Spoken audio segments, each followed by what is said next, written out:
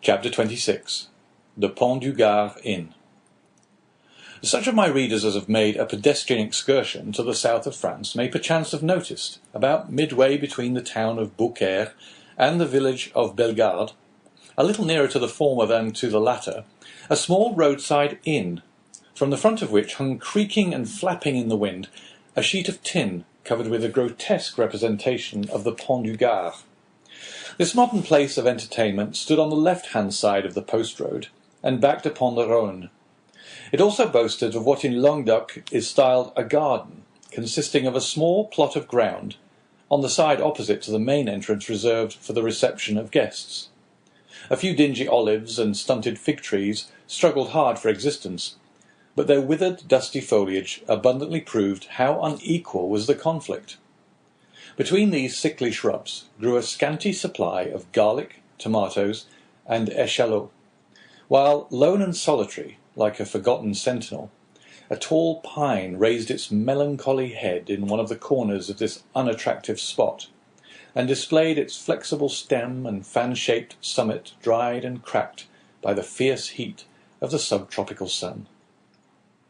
In the surrounding plain, which more resembled a dusty lake than solid ground, were scattered a few miserable stalks of wheat, the effect, no doubt, of a curious desire on the part of the agriculturists of the country to see whether such a thing as the raising of grain in those parched regions was practicable.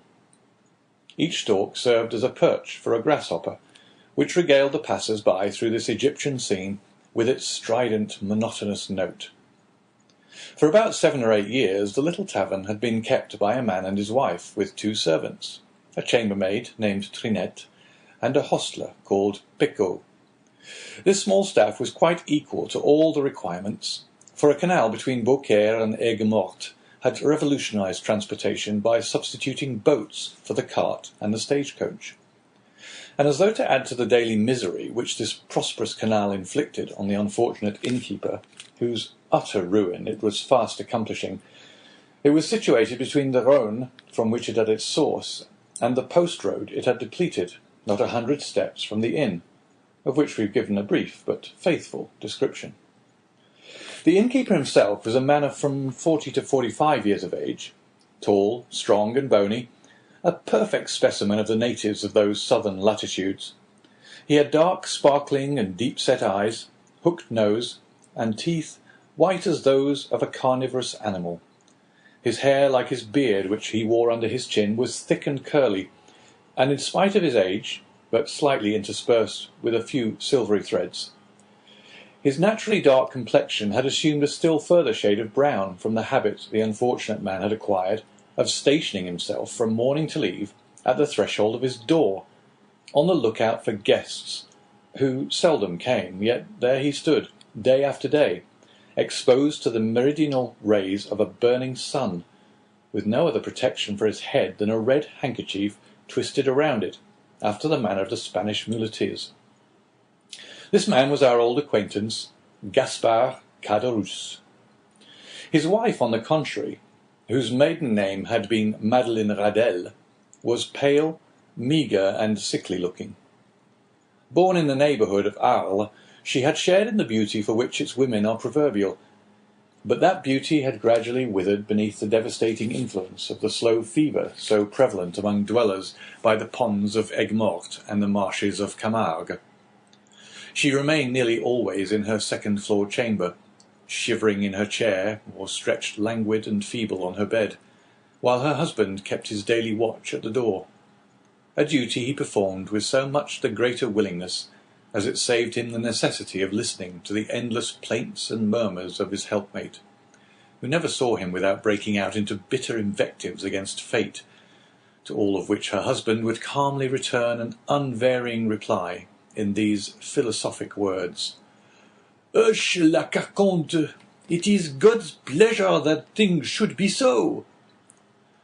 The sobriquet of La Carconte had been bestowed on Madeleine Radelle from the fact that she had been born in a village, so called, situated between Salon and Lambesc, and as a custom existed among the inhabitants of that part of France, where Caderousse lived, of styling every person by some particular and distinctive appellation, Her husband had bestowed on her the name of La Carconte, in place of her sweet and euphonious name of Madeleine, which in all probability his rude guttural language would not have enabled him to pronounce. Still, let it not be supposed that amid this affected resignation to the will of Providence, the unfortunate innkeeper did not writhe under the double misery of seeing the hateful canal carry off his customers and his profits, and the daily infliction of his peevish partner's murmurs and lamentations. Like other dwellers in the south, he was a man of sober habits and moderate desires, but fond of external show, vain and addicted to display. During the days of his prosperity, not a festivity took place without himself and wife being among the spectators. He dressed in the picturesque costume worn upon grand occasions by the inhabitants of the south of France, bearing equal resemblance to the style adopted both by the Catalans and the Andalusians, while La Carconte displayed the charming fashion prevalent among the women of Arles, a mode of attire borrowed equally from Greece and Arabia.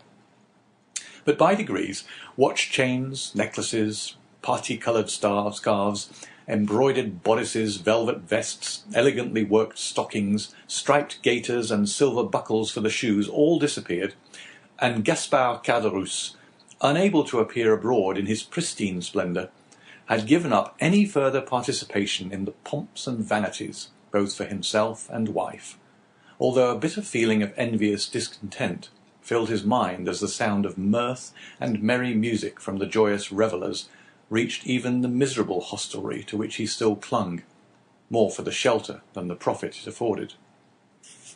Caderousse, then, was as usual at his place of observation before the door, his eyes glancing listlessly from a piece of the closely shaven grass, on which some fowls were industriously, though fruitlessly, endeavouring to turn up some grain or insect suited to their palate, to the deserted road, which led away to the north and south, when he was aroused by the shrill voice of his wife, and grumbling to himself as he went, he mounted to her chamber, first taking care, however, to set the entrance door wide open as an invitation to any chance traveller who might be passing. At the moment Caderousse quitted his sentry-like watch before the door, the road on which he so eagerly strained his sight was void and lonely as a desert at midday. There it lay, stretching out into one interminable line of dust and sand, with its sides bordered by tall, meagre trees, altogether presenting so uninviting an appearance that no one in his senses could have imagined that any traveller, at liberty to regulate his hours for journeying, would choose to expose himself in such a formidable Sahara. Nevertheless, had Caderousse but retained his post a few minutes longer, he might have caught a dim outline of something approaching from the direction of Bellegarde. As the moving object drew nearer, he would easily have perceived that it consisted of a man and horse, between whom the kindest and most amiable understanding appeared to exist. The horse was of Hungarian breed, and ambled along at an easy pace. His rider was a priest, dressed in black, and wearing a three-cornered hat, and in spite of the ardent rays of a noonday sun, the pair came on with a fair degree of rapidity. Having arrived before the Pont du Gard, the horse stopped, but whether for his own pleasure or that of his rider would have been difficult to say. However, that might have been, the priest, dismounting, led his steed by the bridle in search of some place to which he could secure him. Availing himself of a handle that projected from a half-fallen door, he tied the animal safely, and having drawn a red cotton handkerchief from his pocket, wiped away the perspiration that streamed from his brow. Then, advancing to the door, struck thrice with the end of his iron-shod stick. At this unusual sound, a huge black dog came rushing to meet the daring assailant of his ordinarily tranquil abode, snarling and displaying his sharp white teeth with a determined hostility that abundantly proved how little he was accustomed to society. At that moment a heavy footstep was heard descending the wooden staircase that led from the upper floor, and with many bows and courteous smiles, mine host of the Pont du Gard besought his guest to enter. "You are welcome, sir, most welcome," repeated the astonished Caderousse. "Now then, Margotin," cried he, speaking to the dog, "will you be quiet? Pray don't heed him, sir. He only barks, he never bites. I make no doubt a glass of good wine would be acceptable this dreadfully hot day." Then, perceiving for the first time the garb of the traveller he had to entertain, Caderousse hastily exclaimed, "1,000 pardons! I really did not observe whom I had the honour to receive under my poor roof. What would the abbé please to have? What refreshment can I offer? All I have is at his service." The priest gazed on the person addressing him with a long and searching gaze. There even seemed a disposition on his part to court a similar scrutiny on the part of the innkeeper. Then, observing in the countenance of the latter no other expression than extreme surprise at his own want of attention to an inquiry so courteously worded, he deemed it as well to terminate this dumb show, and therefore said, speaking with a strong Italian accent, "You are, I presume, Monsieur Caderousse?" "Yes, sir," answered the host, even more surprised at the question than he had been by the silence which had preceded it. "I am Gaspard Caderousse, at your service." "Gaspard Caderousse," rejoined the priest. "Yes, Christian and surname are the same.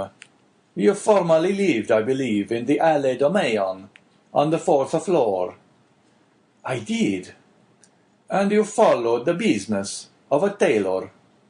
"True, I was a tailor, till the trade fell off. It is so hot at Marseille that I really believe that the respectable inhabitants will in time go without any clothing whatever.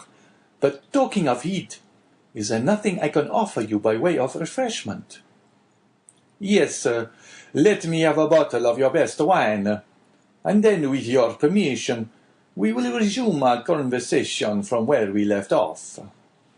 "As you please, sir," said Caderousse, who, anxious not to lose the present opportunity of finding a customer for one of the few bottles of Cahors still remaining in his possession, hastily raised a trapdoor in the floor of the apartment they were in, which served both as parlour and kitchen.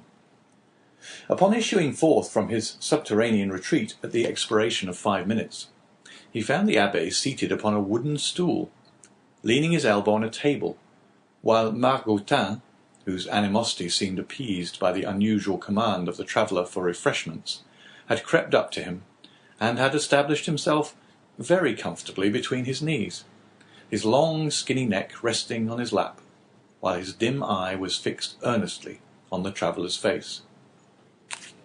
"Are you quite alone?" inquired the guest, as Caderousse placed before him the bottle of wine and the glass. "Quite alone," replied the man, "or at least practically so, for my poor wife, who is the only person in the house beside myself, is laid up with illness, and unable to render me the least assistance. Poor thing!" "You are married, then?" said the priest, with a show of interest, glancing round as he spoke at the scanty furnishings of the apartment. "Ah, sir," said Caderousse with a sigh, "it is easy to perceive I am not a rich man, but in this world a man does not thrive the better for being honest." The abbé fixed on him a searching, penetrating glance. "Yes, honest. I can certainly say that much for myself," continued the innkeeper, fairly sustaining the scrutiny of the abbé's gaze. "I can boast with truth of being an honest man, and," continued he significantly with a hand on his breast, and shaking his head, "that is more than everyone can say nowadays." "So much the better for you, if what you assert be true," said the abbé, "for I am firmly persuaded that sooner or later the good will be rewarded and the wicked punished." "Such words as those belong to your profession," answered Caderousse, "and you do well to repeat them. But," added he with a bitter expression of countenance, "one is free to believe them or not, as one pleases."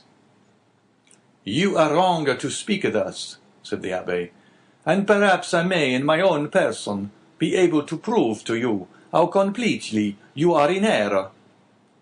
"What mean you?" inquired Caderousse with a look of surprise. In the first place, I must be satisfied that you are the person I am in search of. What proofs do you require? Did you, in the year 1814 or 1815, know anything of a young sailor named Dante? Dante? Did I know poor dear Edmond? Why, Edmond Dante and myself were intimate friends, exclaimed Caderousse, whose countenance flushed darkly as he caught the penetrating gaze of the abbé fixed on him, while the clear, calm eye of the questioner seemed to dilate with feverish scrutiny. "You remind me," said the priest, "that the young man concerning whom I asked you was so to bear the name of Edmond."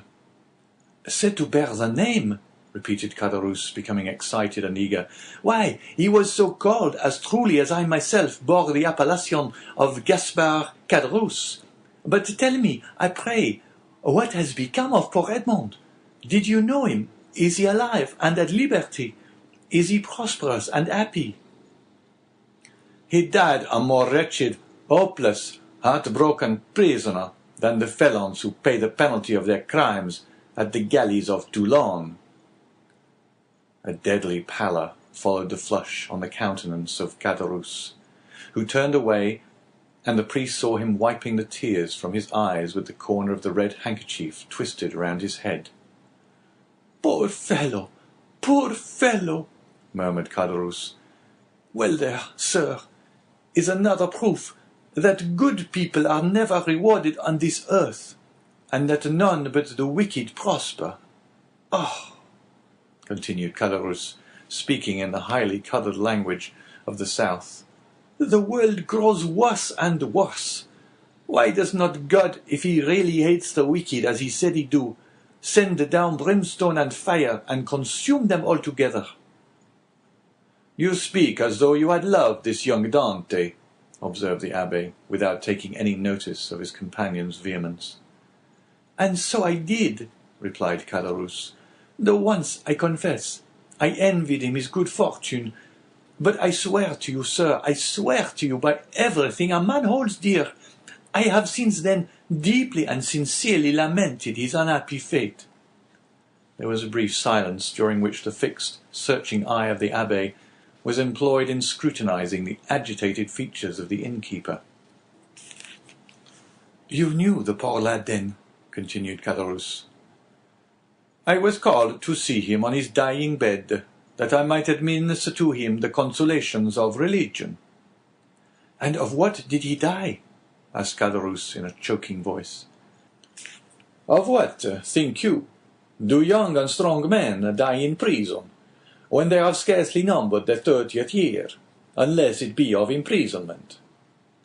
Caderousse wiped away the large beads of perspiration that gathered on his brow.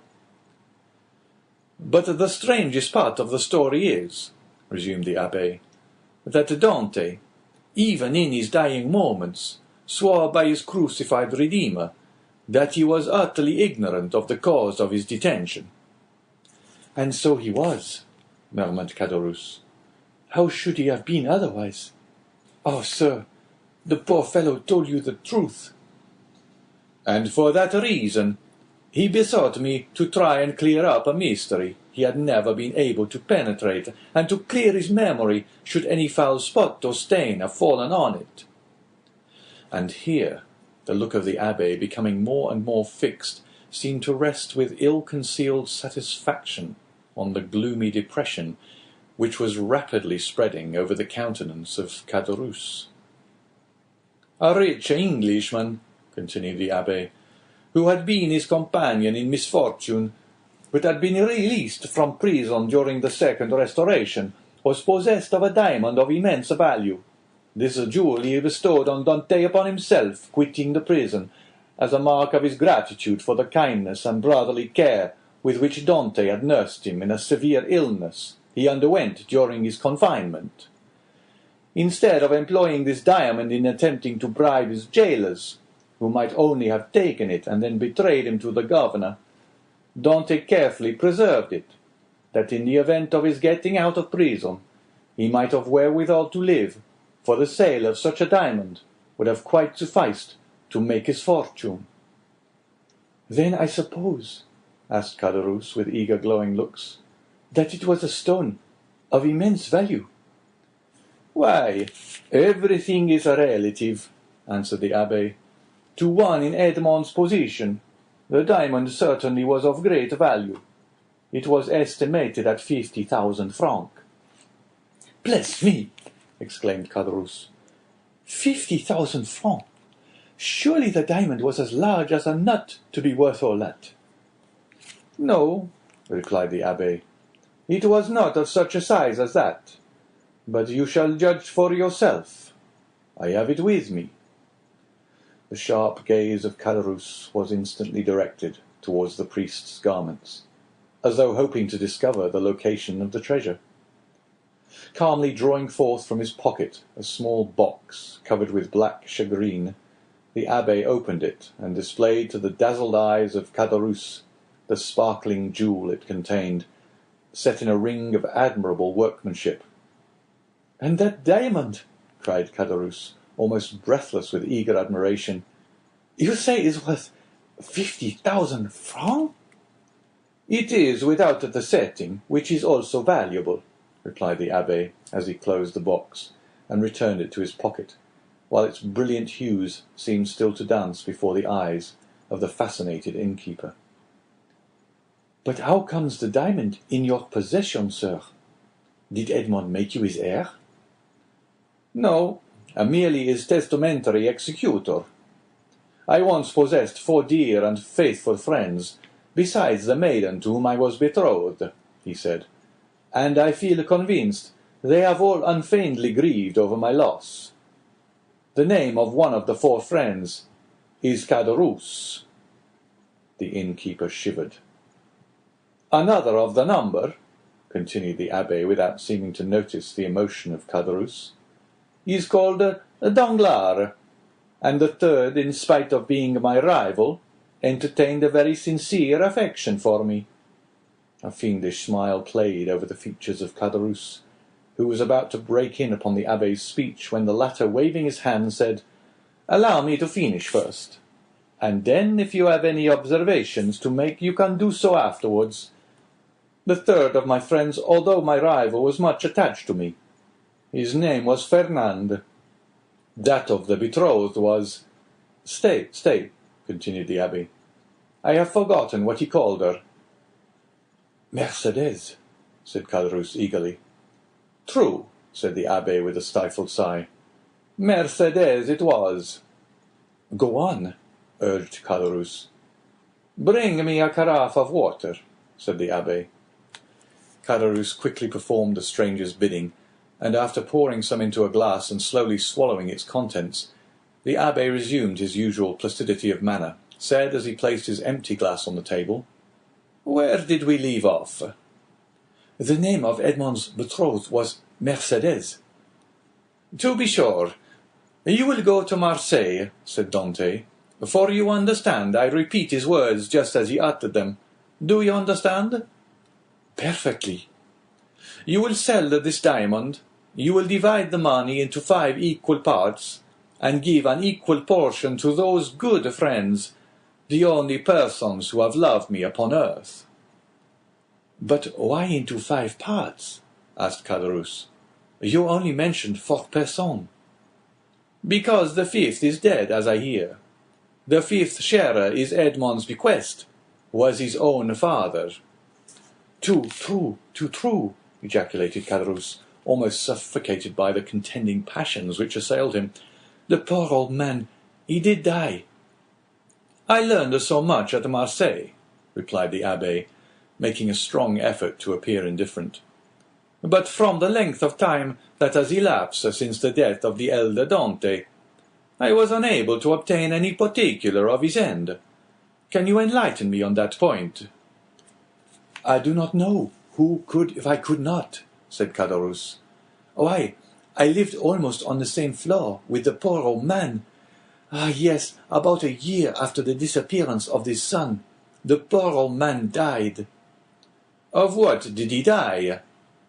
"Why, the doctors called his complaint gastroenteritis. I believe. His acquaintances say he died of grief. But I, who saw him in his dying moments, I say he died of—" Caderousse paused. "Of what?"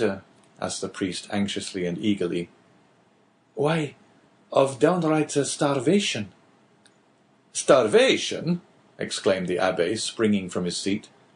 "Why, the vilest animals are not suffered to die by such a death as that. The very dogs that wander houseless and homeless in the streets find some pitying hand to cast them a mouthful of bread.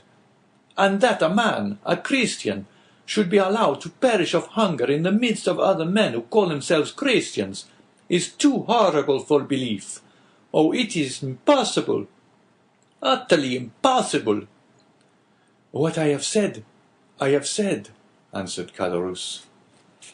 "And you are a fool for having said anything about it," said a voice from the top of the stairs. "Why should you meddle with what does not concern you?" The two men turned quickly and saw the sickly countenance of La Carconte peering between the baluster rails, attracted by the sound of voices.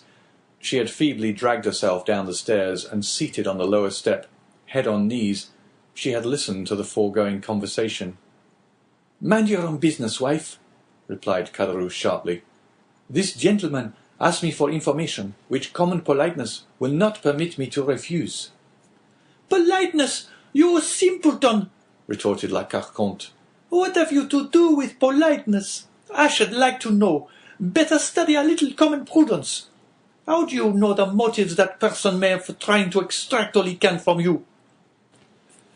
"I pledge you my word, madame," said the abbé, "that my intentions are good, and that your husband can incur no risk, providing he answers me candidly." "Ah, that's all very fine," retorted the woman. "Nothing is easier than to begin with fair promises and assurances of nothing to fear. But when poor, silly folks like my husband there have been persuaded to tell all they know, the promises and assurances of safety are quickly forgotten, and at some moment, when nobody is expecting it, behold, trouble and misery and all sorts of persecutions are heaped on the unfortunate wretches, who cannot even see whence all their afflictions come." "Nay, nay, my good woman, make yourself perfectly easy, I beg of you. Whatever evils may befall you, they will not be occasioned by my instrumentality, that I solemnly promise you." La Carconte muttered a few inarticulate words, then let her head again drop upon her knees, and went into a fit of ague, leaving the two speakers to resume the conversation, but remaining so as to be able to hear every word they uttered. Again the abbé had been obliged to swallow a draught of water to calm the emotions that threatened to overpower him. When he had sufficiently recovered himself, he said, "It appears, then, that the miserable old man you were telling me of was forsaken by everyone. Surely, had not such been the case, he would not have perished by so dreadful a death."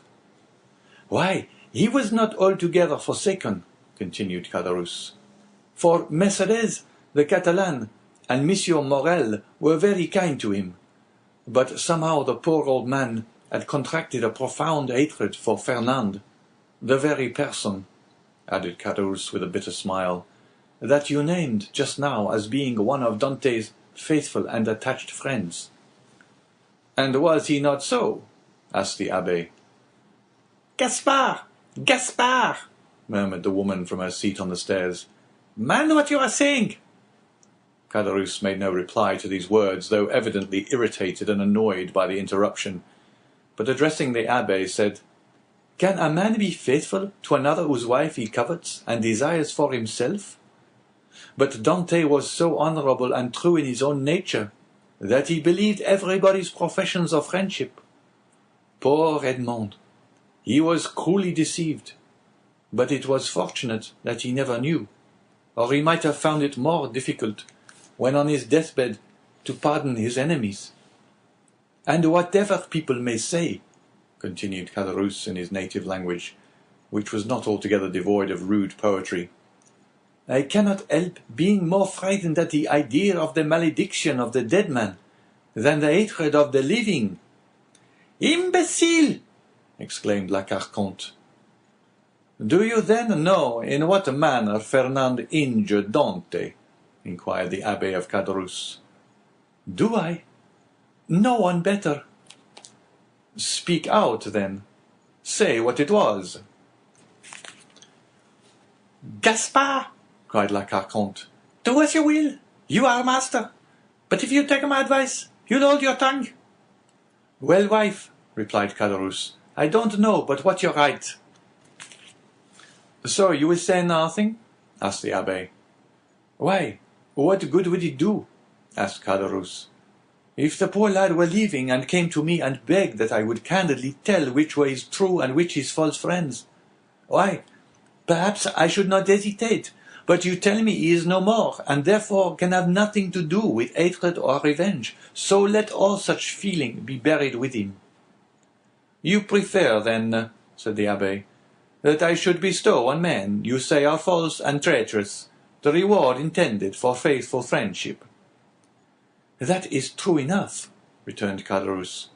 You say truly, the gift of poor Edmond was not meant for such traitors as Fernand and Danglars. Besides, what will it be to them? No more than a drop of water in the ocean.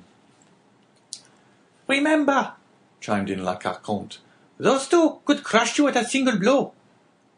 How so? Inquired the Abbé.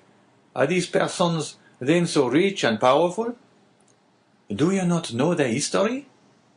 I do not. Pray relate it to me. Caderousse seemed to reflect for a few moments, then said, No, truly it would take up too much time. Well, my good friend, returned the Abbé in a tone that indicated utter indifference on his part, you are at liberty either to speak or be silent, just as you please. For my own part, I respect your scruples and admire your sentiments, so let the matter end. I shall do my duty as conscientiously as I can, and fulfill my promise to the dying man. My first business will be to dispose of this diamond." So saying, the Abbé again drew the small box from his pocket, opened it, and contrived to hold it in such a light that a bright flash of brilliant hues passed before the dazzled gaze of Caderousse. "Wife! Wife!" cried he in a hoarse voice. "Come here!" "Diamond!" exclaimed La Carconte, rising and descending to the chamber with a tolerably firm step. "What diamond are you talking about?" "Why, did you not hear all we said?" inquired Caderousse. "It is a beautiful diamond, left by poor Edmond Dante, to be sold, and the money divided between his father, Mercédès, his betrothed bride, Fernand, Danglars, and myself. The jewel is worth at least 50,000 francs. "Oh, what a magnificent jewel!" cried the astonished woman. The fifth part of the profits from this stone belong to us, then, does it not?" asked Caderousse. "It does," replied the Abbé, "with the addition of an equal division of that part intended for the elder Dante, which I believe myself at liberty to divide equally with the 4 survivors." "And why among us 4? inquired Caderousse. "As being the friends Edmond esteemed most faithful and devoted to him." "I don't call those friends who betray and ruin you," murmured the wife in her turn in a low muttering voice. "Of course not," rejoined Caderousse quickly. "No more do I, and that was what I was observing to this gentleman just now. I said I looked upon it as a sacrilegious profanation to reward treachery, perhaps crime." "Remember," answered the Abbé calmly, as he replaced the jewel and its case in the pocket of his cassock, "it is your fault, not mine, that I do so. You will have the goodness to furnish me with the address of both Fernand and Danglars, in order that I may execute Edmond's last wishes." The agitation of Caderousse became extreme, and large drops of perspiration rolled from his heated brow. As he saw the Abbé rise from his seat and go towards the door as though to ascertain if his horse were sufficiently refreshed to continue his journey, Caderousse and his wife exchanged looks of deep meaning. "There, you see, wife," said the former, "this splendid diamond might all be ours, if we choose." "Do you believe it?" "Why, surely a man of his holy profession would not deceive us." Well, replied La Carconte, do as you like. For my part, I wash my hands of the fair. So saying, she once more climbed the staircase leading to her chamber, her body convulsed with chills, and her teeth rattling in her head, in spite of the intense heat of the weather. Arrived at the top stair, she turned around and called out in a warning tone to her husband, Gaspard, consider well what you are about to do. I have both reflected and decided, answered he. La Carconte then entered her chamber, the flooring of which creaked beneath her heavy, uncertain tread as she proceeded towards her armchair, into which she fell as though exhausted. "Well," asked the abbé as he returned to the apartment below, "what have you made up your mind to do?" "To tell you all I know," was the reply. "I certainly think you act wisely in so doing," said the priest. "Not because I have the least desire to learn anything you may please to conceal from me, but simply that through your assistance, I should distribute the legacy, according to the wishes of the testator. Why, so much the better, that is all." "I hope it may be so," replied Caderousse, his face flushed with cupidity. "I am all attention," said the abbé. "Stop a minute," answered Caderousse. "We might be interrupted in the most interesting part of my story, which would be a pity, and it is as well that your visit hither should be made known only to ourselves." With these words he went stealthily to the door, which he closed, and by way of still greater precaution, bolted and barred it, as he was accustomed to do at night. During this time the abbé had chosen his place for listening at his ease. He removed his seat into a corner of the room where he himself would be in deep shadow, while the light would be fully thrown on the narrator. Then, with head bent down and hands clasped, or rather clinched together, he prepared to give his whole attention to Caderousse, who seated himself on the little stool, exactly opposite to him. "Remember, this is no affair of mine," said the trembling voice of La Carconte, as though, through the flooring of her chamber, she viewed the scene that was enacting below. "Enough, enough," replied Caderousse. "Say no more about it. I would take all the consequences upon myself." And he began his story.